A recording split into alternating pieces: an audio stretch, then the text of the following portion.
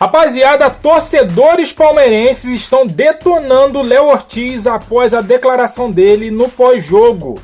E o Neto também deu sua opinião. Se liga só no que o Neto falou de tudo isso. Se liga. Jogo de Flamengo e Botafogo, eu fui meio que acompanhando os dois jogos, sabe assim? Eu liguei no iPad um, liguei no celular o outro e fui meio que acompanhando os dois jogos. Era muito interessante pra gente também ficar de olho naquele jogo lá.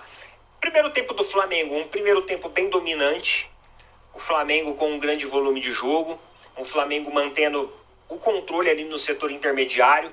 Mas mais uma vez passando por aquele problema na criação das jogadas. A falta do Arrascaeta hoje no elenco do Flamengo, ela é muito nítida quando ele não está lá. Porque embora o Flamengo tente acentuar os jogos pelos setores laterais, pelas pontas, muitas vezes o meio ele fica um pouco previsível demais. Ele fica de fácil marcação.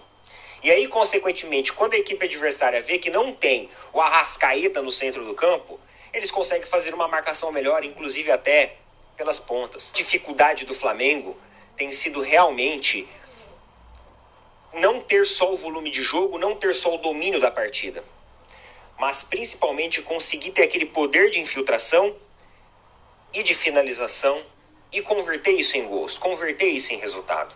Esse é um problema que, inclusive, o torcedor do Flamengo vem reclamando muito a respeito disso.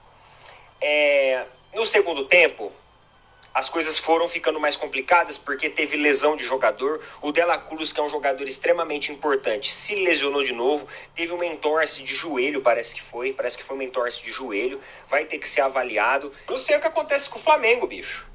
Sabe por quê? Eu vou fazer uma reflexão aqui com vocês. O Flamengo fez várias contratações, tanto no meio do ano passado, quanto também no final e início dessa temporada. O elenco do Flamengo fez isso, ó, se diversificou. Lembra que eu falava pra vocês, a amplitude do elenco do Flamengo, ela é o elenco de maior amplitude no futebol brasileiro. Maior até que o Palmeiras. Existem algumas posições ali que o Flamengo tem até 3 opções de bons jogadores. Só que o clube vem sofrendo muito com lesões recorrentes. São jogadores que não conseguem ter a continuidade necessária porque sentem alguma fadiga muscular ou se lesionam, alguma coisa acontece. E isso tem prejudicado muito o planejamento e a temporada da equipe do Flamengo. Porque quando você olha para um jogo e você não tem alguns jogadores que já são extremamente importantes, e aí você perde um jogador, por exemplo, como o De La Cruz, que vem fazendo partidas boas, vem fazendo boas participações, aí, meu amigo, o time ele fica muito exposto no seu meio campo. O Flamengo perde o controle do meio campo e até começa a ceder um pouco, a baixar um pouco as suas linhas frente ao avanço do adversário. E isso prejudica demais a equipe. Tanto que na coletiva aqui, ó, o próprio Felipe Luiz ativa o modo aí sincerão e fala que no segundo tempo, a partir dos 15 minutos, perdeu a mão do jogo. Porque já faz falta alguns bons jogadores que já estavam afastados, não estavam no elenco, não estavam à disposição. E aí, de repente, vai lá e perde mais jogadores, você não vai conseguindo manter o mesmo padrão tático e dinâmico da equipe. Agora, o que acontece? Cara, eu não sei. Eu não sei se é um problema individual do jogador. Eu não sei se é uma questão da preparação. Será que tá com uma preparação muito intensa? O pessoal fala de calendário, mas você pega, por exemplo, outras equipes. Pro Palmeiras, cara. O Palmeiras é um jogo que é um time que coloca, às vezes, muito mais intensidade física do que técnica. E mesmo assim, mesmo aos trancos e barrancos, o Palmeiras consegue sempre ter vários jogadores importantes à disposição do elenco e não sofre com tantas lesões recorrentes da forma que o Flamengo sofre. Então isso é algo que precisa ser investigado. Sério, investigado. E quando eu falo investigado, não é assim, pelo amor de Deus, tá? Não tô acusando ninguém aqui, não.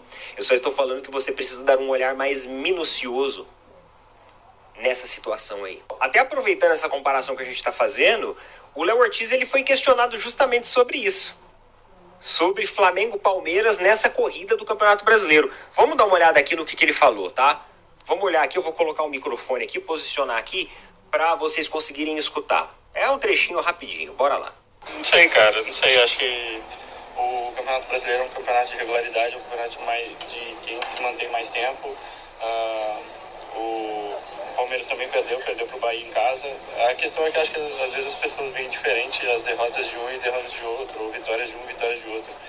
Então, às vezes pra gente não basta apenas vencer um jogo de 1-0 e, sei lá, num contra-ataque, alguma coisa assim. Às vezes não serve, às vezes o nosso jogo é visto de forma diferente. Uma obrigação maior de fazer um grande jogo e vencer, e para eles não tanto, né? Para outras equipes também não tanto. Então a gente não se preocupa com isso, acho que é um campeonato de pontos corridos, não é um mata-mata Palmeiras e Flamengo só. A gente tem que manter a regularidade de não, quando não der para vencer, a gente não perder pontos em casa, principalmente contra adversários que vão brigar com a gente, como foi Inter, como foi Botafogo, e procurar construir o nosso jogo sempre, procurar fazer o nosso jogo, que a gente está mais perto de vencer. Hoje não foi o caso, mas agora é trabalhar, e a gente tem, claro, a Copa do Brasil no meio de semana para conseguir a classificação e depois enfrentar o Palmeiras, que é um adversário direto hoje lá na disputa pelo título. Essa declaração do Léo Ortiz, ela caiu um pouco de forma indigesta em algumas redes sociais de torcedores palmeirenses. Principalmente quando ele fala sobre a cobrança. Porque assim, ele dá meio que entender que a cobrança no Flamengo é diferente da cobrança no Palmeiras. Que a cobrança do Palmeiras é uma cobrança por resultado. A cobrança do Flamengo é a cobrança por um futebol meio que assim, né, bonito, dominante, e também pelo resultado. E às vezes isso é interpretado, levado de uma forma diferente. E além disso, ele também dá exemplos ali de derrotas que o Palmeiras sofreu, etc, etc. Mano, assim, igual eu falei pra vocês, essa declaração dele caiu meio indigesto. Alguns torcedores palmeirenses criticou, falando assim, o cara tá de chororô, já tá arrumando desculpinha, isso e aquilo. Mas eu entendi o que ele quis dizer. E eu concordo. Eu concordo, sabe por que eu concordo? Porque, cara, é muito diferente. Se o Palmeiras ganha um jogo na Bacia das Almas por 1-0, a torcida, meu amigo, ela vibra. A torcida, ela faz a festa.